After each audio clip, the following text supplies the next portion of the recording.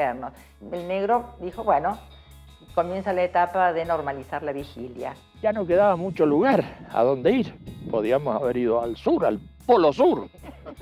Y nos fuimos de acá y caímos en el mar Egeo.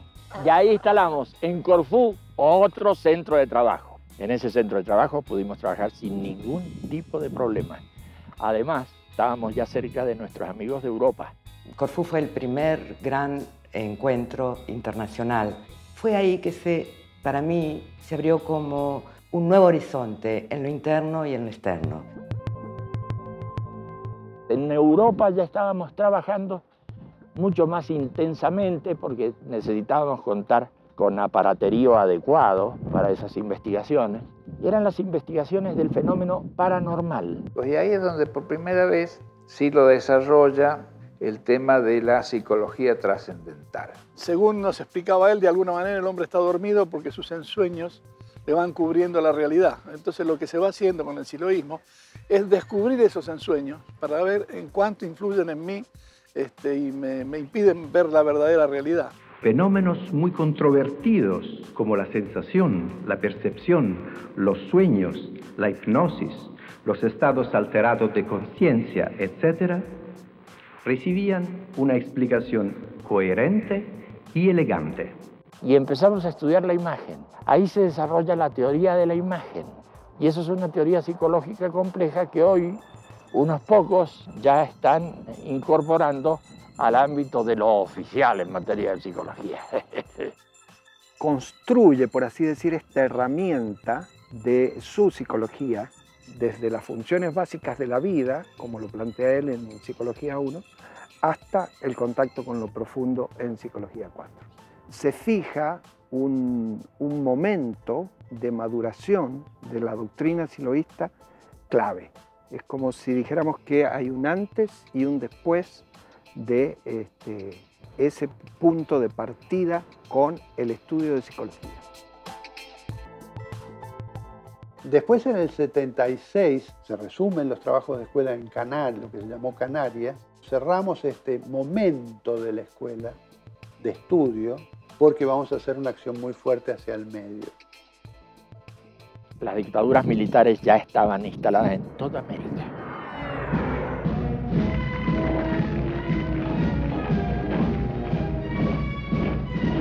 Desafortunadamente fue montado este pensamiento en la dispersión de la gente que tuvo que irse a otros países.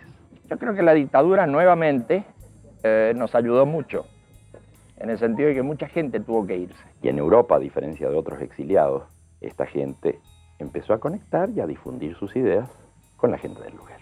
Algunas calles de algunas ciudades tenían una inscripción que era Silo. Así es. Silo. Así es. Pintadas. Sí, sí, sí.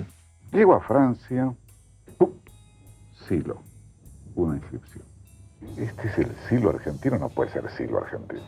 En Londres, ¿qué hace Silo acá? Esta inscripción la ha hecho algún argentino que pasó. Llego a Italia, Roma, para hacerla breve. Una gran inscripción, Silo. Tanto ha crecido esta secta. No todos los pensadores y filósofos tienen lo que se dice seguidores. Yo pensaba que era una secta, ¿sabes? Cuando era chica. Claro. Yo creo que tanto yo como mis amigos lo tomábamos como una especie de nombre de batalla. Sabíamos que molestaba bastante. Hubo un gran trabajo de formación de gente. Teníamos nuestros primeros cuadros, que tampoco eran numerosos. Y en ese momento el movimiento ya se había expandido. Surge la necesidad de crear una expresión social y cultural que plasmara en una organización el planteo del siloísmo. Para la década de los años 70 comienza a articularse la Organización de la Comunidad para el Desarrollo Humano. Se trata de una agrupación social y cultural que con el correr de los años sería reconocida por Naciones Unidas.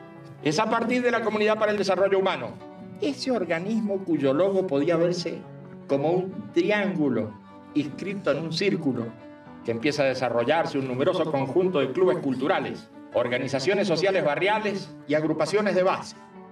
Hacia aquel entonces, nuestra doctrina, nuestra organización tenía un cierto grado de desarrollo que le permitía ya difundir nuestro mensaje, aspirar a multiplicar nuestro mensaje de una manera más importante.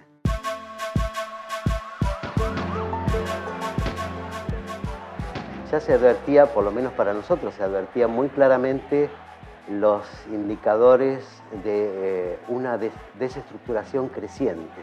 Se iban disgregando valores, referencias, antiguos valores y referencias que hasta ese momento eran indiscutidos.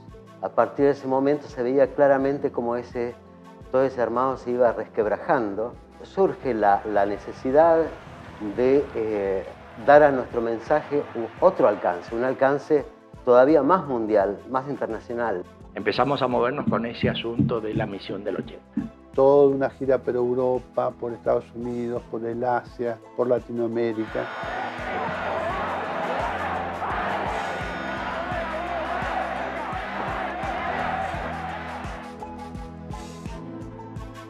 El primer acto fue en Madrid, en el pabellón de deportes del Real Madrid. Ahora con todos nosotros, Silo.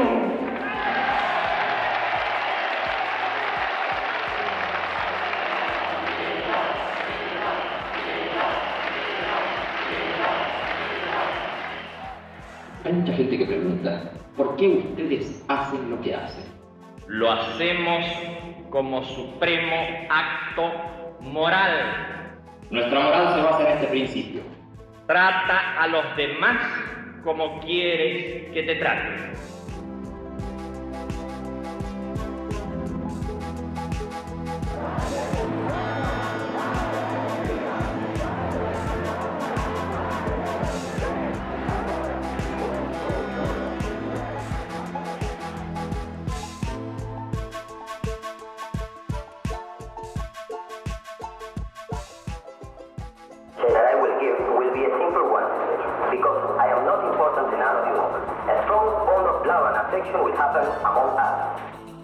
Éramos un pequeño equipo de personas que trabajamos durante unos 8 o 10 meses, utilizando todos los recursos posibles de difusión y con un objetivo que para nosotros parecía inalcanzable: reunir 10.000 personas para escuchar a Silo, para el habla Silo.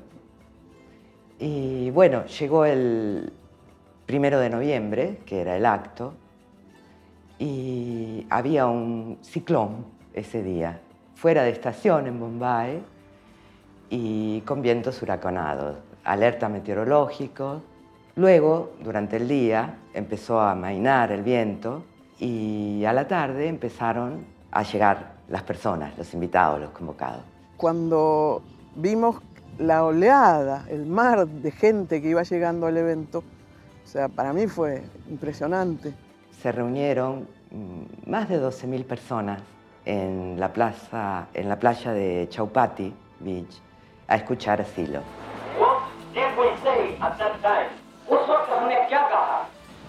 Dijimos, sin fe interna, sin fe en uno mismo, el temor produce sufrimiento, el sufrimiento produce violencia, la violencia produce destrucción. Overcomes destruction.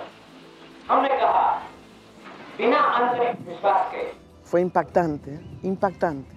El trato de la gente hacia él, reconocerlo guía y maestro. Es muy extraño que una persona de una civilización aparentemente tan diferente tenga esa capacidad de llegada o haya tenido esa capacidad de llegada con el pueblo de India. Desde el comienzo mismo es como si se hubiesen conocido desde siempre y se reconocen uno en el otro y así ha seguido, sea con la presencia física de Silo o sin la presencia física de Silo. Hermoso, en todo sentido. ¿Usted es un hombre de fortuna? Nunca he estado mal. ¿Casó con mujer de fortuna? Además. Además, esto le facilitó tener oportunidades de desplegar su pensamiento, de tener una cierta tranquilidad. Lo ayudó para su educación y autoeducación. Sin duda.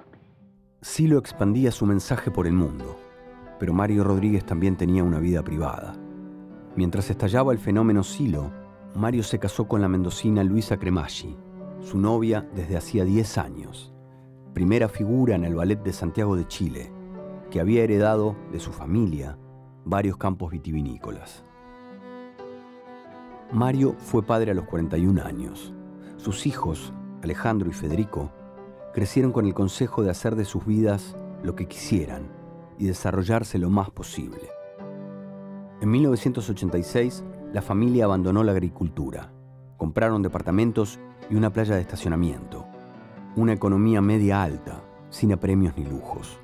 Y desde las tranquilas calles de Chacras de Coria, este pensador perseguido y desconocido se preparaba para un inesperado reconocimiento. Antes del esfuerzo de la perestroika ya estábamos en contacto con algunos académicos soviéticos de la época que constituían en parte el campo de la disidencia. Y Gorbachov encarnó eso en gran medida. Mikhail Gorbachov escribió el libro Humanismo y Nuevo Pensamiento, donde comparaba sus ideas con las de Silo. La relación entre Silo y Gorbachov se puede calificar de amistosa, de mucho respeto mutuo. Quisiera que me contaras, antes de terminar nuestra reunión, sobre tu viaje próximo ahora a Rusia. Ocurre que me han invitado de la Academia de Ciencias de Moscú a dar una conferencia acerca de mi pensamiento, de mi punto de vista. Yo les dije, feliz de la vida, pero sin mucha exigencia, porque el tema es difícil y yo vengo del campo.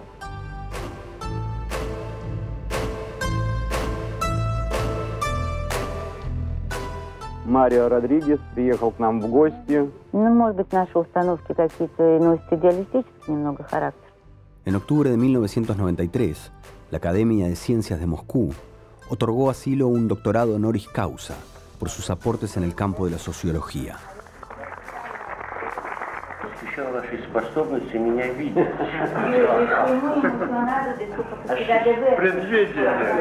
Mucha gente dirá que es humanista, porque la palabra humanismo puede resultar decorativa. ¿Te interesó o resulta un poquito pesada? Gracias, señor. Hay que acostumbrarse. Tuviera un doctorado honoris causa. Y no solo eso, sino que hay gente que tiene ganas de plantear la posibilidad de que seas un premio Nobel de la Paz. Nosotros aspiramos a una nación humana universal, posible únicamente si existe la diversidad. El influjo político de Silo también llegó a África. El presidente de Zambia, Kenneth Kaunda, se declaraba humanista pero no permitía la celebración de elecciones libres. Al poco tiempo de reunirse con Silo, se abrió al juego democrático. Luego mantuvo un fluido contacto con la causa. ¿Qué diría usted que es más importante, la libertad o la igualdad? La libertad, sin duda. ¿Y la moral? Porque en cuanto a la igualdad tengo mis serias dudas. Yo creo en la confluencia, en la convergencia de las diversidades. ¿Cuál es el límite de la libertad? La libertad del otro. En 1983, Silo creó una estructura con delegados de grupo y de equipo, coordinadores locales y generales. El sistema se mantuvo por 26 años y, como sucedía en los años 60, amigos y familiares temían por la salud mental de los nuevos incorporados. Se amontonan las acusaciones. Si yo les digo que se llama Mario Rodríguez Cobo, seguramente la mayoría de ustedes no lo conoce. Si yo les digo que se llama Silo, ahí algunos puede ser que lo empiecen a recordar.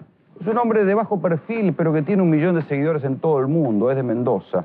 Silo. El comportamiento del líder, la forma de manejo de ese grupo de manera verticalista. Hay cientos de denuncias, tenés foros. Y es raro, es difícil imaginar que haya cientos de personas queriendo denunciar algo que no existe. Bien, en los 90 lo que se ve es la aparición de algunos testimonios, la mayoría anónimos, unos pocos con nombre, en los cuales ex militantes del movimiento lo denuncian por tener un perfil sectario. Entonces se fue también construyendo la imagen de Silo como un líder sectario, cosa que él creo que en algún punto lo preocupó, pero nunca fue el eje de sus apariciones en los medios, el hecho de tratar de desmentir eso. ¿Por qué entonces les quedó tanto esa cosa de que que fueron una secta, que... Yo creo que por los medios de difusión. Bueno, ya cobramos de vuelta. Me parece. Porque efectivamente y cuando los medios juicios, ni condenas en su contra, no hay... Y cuando los medios de difusión no se lanzaron frontalmente en contra nuestro, manipularon la información de tal manera que quedaba una atmósfera sospechosa. ¿Usted recomendaría la lectura de mis materiales? No por publicidad, Por supuesto. sino para poder discutir. Ya no agreden físicamente, pero tienen su gente. Prohíben nuestros libros, no quieren que se lean nuestros libros. Y que no se sepa. Es una consigna, como si tuvieran una consigna. Que no se sepa. Y eso explica. Y si se sabe, que se sepa deformado. Que se sepa deformado, exactamente. Nosotros somos una voz que habla en el desierto. Es la gente la que llega a nosotros. Él habla mucho de espiritualidad y es una persona que lo que ha buscado siempre es el poder. Él ve como una especie de conspiración del mundo contra él. Hacemos algunas cosas que empiezan a sonarle a esa gente a manipulación. Cuidado con ese tema, porque la manipulación, que es lo que ocurre en el sistema, no puede ser trabajada por nosotros. También había un fenómeno real que tenía que ver con que era un tipo que tenía su magnetismo y generaba su atracción, y había gente que quería estar cerca del líder y no necesariamente pasaba por una cooptación forzada, sino por un deseo de estar cerca de un tipo que atraía masivamente a muchas personas. Contento con el cariño y el fervor que Sí, le da toda la gente mucho, que viene a saludar. mucho, demasiado, porque uno no sabe qué hacer, dónde meter la mano. Es fantástico. Algo que veía que sí, que por ahí cuando aparecía el negro así, se daba una cosa de fanatismo por ahí de mucha gente. Creo que también por esa necesidad, ¿no? Y de encontrar algo, una respuesta. Es un ser humano que brindó esa posibilidad y estaba en un contexto también, creo yo, y que tuvo esa profundidad y esa certeza para compartirlo con otros. Y tenemos una calidad humana mucho más elevada de lo que pensamos. Y todos miramos al costado y decimos, pero con eso... Y sí. Sí, mire la cara de los otros y vea que no es una... Que ahí hay cosas, ahí hay profundidad también. No, con esos tampoco. ¿Y entonces con quién? Con los que se parecen a ti. Te diré cuál es el sentido de tu vida aquí. Humanizar la tierra. ¿Qué es humanizar la tierra? Es superar el dolor y el sufrimiento. Es aprender sin límite. Es amar la realidad que construyes. Es un hombre común que se puede trasladar en la relación con cualquiera de nosotros y está a nuestro nivel, pero él ha hecho una obra monumental. Luego otra cosa que él siempre está intentando hacer es que es su aporte genuino, sin copiarle una coma a nadie. Sí hace referencia a algún escritor, a algún pensador, porque hay hilos, ¿no es cierto?, de tal época filosófica, de tal, pero el aporte, la parte sustantiva que él agrega, que él propone, lo hace él. Todo lo que plasmó en su obra, él lo vivía, era eso.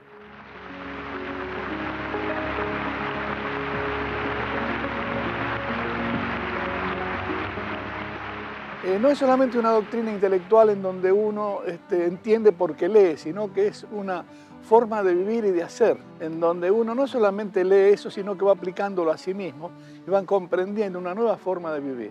Hay una diferencia muy grande entre la percepción interna del siloísmo y la percepción externa. O sea, la gente que sabe poco del movimiento no entiende muy bien cuál fue la obra del siloísmo. En cambio, es algo indiscutible para quienes tuvieron algo que ver con el movimiento, participaron o siguen participando. O sea, hay como un abismo entre la percepción interior y la percepción exterior. Él estuvo solo consiguiendo un interés de que esto le llegue a la gente. Esto que él hizo es para los demás, para que los demás se encuentren con una producción, ¿cierto?, y que les sea útil. Sí lo hizo para mí como una gran síntesis de muchos pensamientos y experiencias. Y lo mejor es que hay muchos puntos de vista acerca de lo mismo y siempre cada vez que lo lees te cambia. Es como decir, bueno, esto yo lo leí antes, pero ahora estoy leyendo otra cosa, ¿no? Porque habla sobre experiencia, muchas cosas. Por lo general, lo mejor es saber estar abierto para experimentar lo que dice, y experimentar con el otro. Usted contaba una fórmula muy fácil para definir. Sí, sí. Yo soy escritor, y es cierto, mostrar el libro es eso. Sí, claro. Pero bueno, pero también hay que ver qué escribe uno. Yo no tengo ningún miedo en decir que mis escritos son ideológicos. Hoy está muy mal vista la palabra ideología. Esperé encontrar algo realmente fuerte, radical, que tuviese realmente esos elementos aterradores que se suponían. Y me he encontrado con algo bastante más convencional y hasta fome, diría yo, de lo que esperaba. Seguro. No vi ninguna cosa que pudiéramos calificar de extraordinaria en términos de hacer un llamamiento a algo insólito. Me pareció que había una multitud de pequeñas ideas o medianas ideas, y muchas de ellas bastante convencionales. ¿Cuál es la esencia, si es que la hay, de su pensamiento y en virtud del cual tanta gente lo sigue, lo congrega, lo escucha, lo lee, etcétera? Podría decirle que como idea ética principal está aquello de trata a los demás como quieres que te traten y todo va a marchar mejor. Eso parece que se ha dicho antes. Sí, 2000 años antes de Cristo ya empezó a decirse, sin duda. Es muy llamativo que prácticamente no haya ningún tipo de estudio académico, ni hecho por historiadores, antropólogos, sociólogos, acerca de la relevancia de este movimiento y lo que significó en la historia, por lo menos, de las ideas y de los movimientos sociales de los 70. Yo creo que si hay 2 o 3 estudios realizados sobre esto, que es un fenómeno súper interesante, estoy exagerando. Bueno, no es habitual que alguien que reflexiona desde Mendoza logre 1 millón de personas que compartan su pensamiento en el mundo. Digo, no hay otro caso en Argentina. No creo que haya una cosa así. Si no eres indiferente al dolor, Научись относиться к другим так. leer anderen te behandelen op de wijze. Ciò che pensi deve coincidere con ciò che senti. If you are indifferent towards the pain and suffering of others, a v lidské společnosti. Son remerciés en ton intérieur. Está con nosotros el señor Mario Rodríguez Cobos. Un hombre sin lugar a dudas polémico y que no nos deja en claro muchas cosas. ¿Le molesta o lo gratifica o no lo quiere, a lo mejor por usted mismo, porque le parece demasiado que le digan que es el fundador del movimiento humanista como se conoce? No, para nada, me parece... ¿Esto es correcto también? Es correcto. Es un reconocimiento de un hecho que a mí y a mis amigos nos parece de cierta importancia. Nada se puede hacer con las acciones que terminan en uno si no terminan en otro. El humanismo tiene muchas formas de expresión. Los partidos políticos humanistas es una.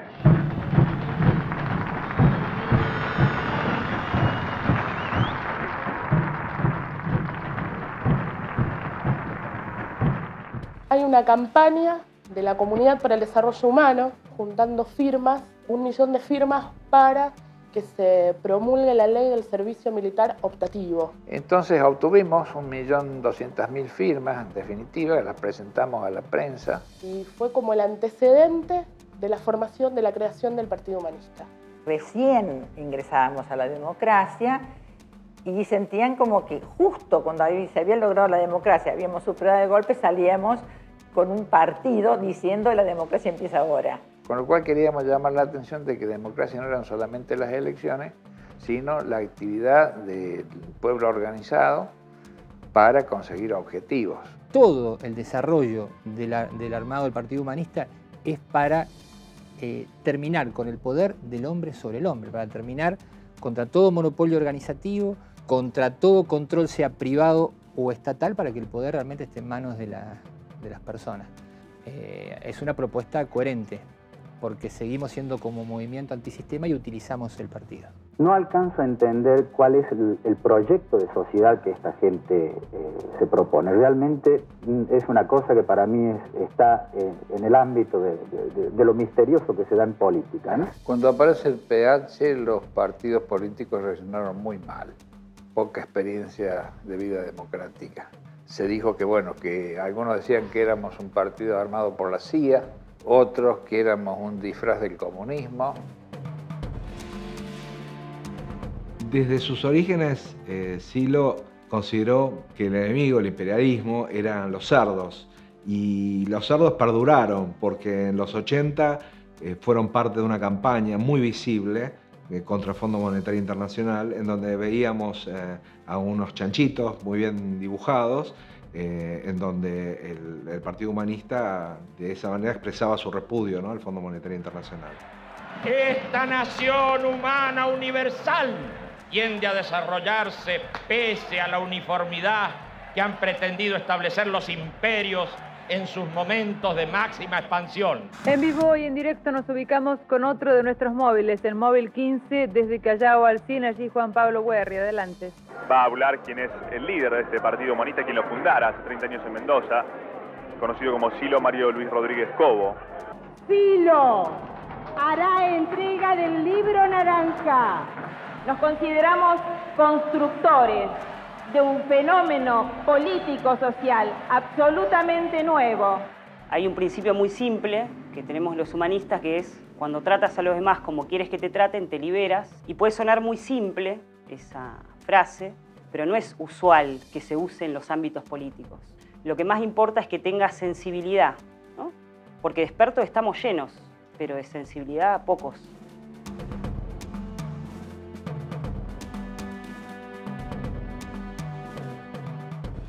¿Usted tiene aspiraciones políticas por lo que veo en su discurso? No tengo aspiraciones, pero sí preocupaciones. Silo no percibió nunca ningún tipo de referencia política hacia el medio. ¿Usted quiere ser presidente de la Nación? No, de ninguna manera. ¿Diputado, senador? Ni desde lejos político. Yo voy a ser candidato si no soy político. Pero lo que sí me pareció bien es que la gente se expresara políticamente.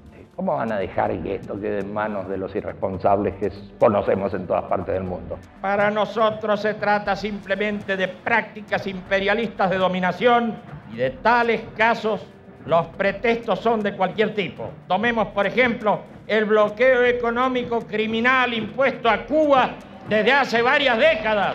Vamos a Callao, al 100 de esta capital, móvil 15, Juan Pablo Guerri. Escuchamos la palabra de Silo. Cierra el acto de este partido en la sede nacional, hoy refundada por los integrantes de dicho partido. Se ha perdido la primera virtud del ser humano, la compasión con el otro ser humano. En los términos ideológicos tradicionales, este es un hombre de izquierda. Sí. ¿Elimina los bancos? No, utiliza los bancos para que presten sin usura. La gente está en un estado de indefensión muy grande, escucha una sola campana, con pequeñas variaciones, pero dentro de la misma corriente. Cosas que tenían alguna vigencia hasta hace un tiempo, como la solidaridad, han desaparecido. Acentuado por el tema de la competencia rabiosa, acentuado por el tema de la desconfianza mutua. Usted dice la democracia formal se ha desestabilizado, no sirve, se terminó la democracia de la representatividad y usted propone la democracia real. Algo básico de las propuestas humanistas también es avanzar con el tema de la democracia real y directa, donde la gente misma decida sobre las cuestiones sociales y no el grupito de iluminados que está en el Palacio Legislativo, en el Congreso. Hay muchas reivindicaciones o propuestas que el partido lanzó hace muchos años que hoy se han recogido. Por ejemplo, el tema de la democracia formal, que recogieron los movimientos en Europa, en España. La están llevando adelante algunos otros movimientos sociales o algunos otros partidos sin que se sepa muy bien cuál es el origen. ¿Qué fuimos nosotros? Y no es por una cuestión de derecho de autor o de propiedad o de crédito sobre esas políticas, sino porque en el partido en todo el mundo hay gente que viene luchando por eso durante muchos años. Y eso creo que es una cosa importante.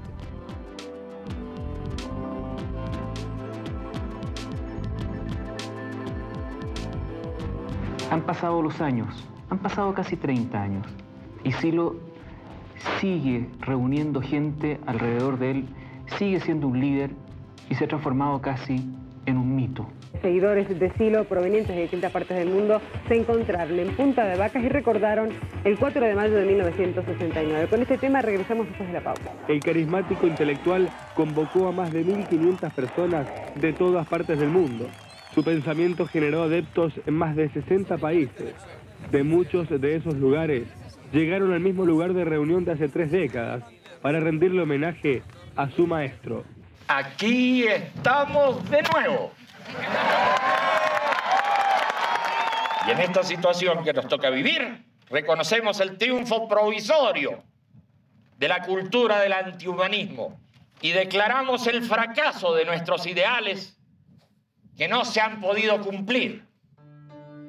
En mi caso enseguida interpreté que realmente no habíamos logrado lo que queríamos lograr. Usar la palabra fracaso es lo menos convocante y lo menos publicitario que uno puede imaginar. ¿Cómo decir? Lo menos seductor. Nosotros somos fracasados. Ah, muy bien. Eso no lo vamos a escuchar. Pero los triunfadores de hoy no tienen asegurado el futuro, porque una nueva espiritualidad comienza a expresarse en todo el mundo. Fracasó nuestro ideal, pero también estaba dando la pauta de que este sistema así no podía seguir por mucho tiempo más. Si hoy tenemos que declarar nuestro fracaso, también tenemos que anunciar a una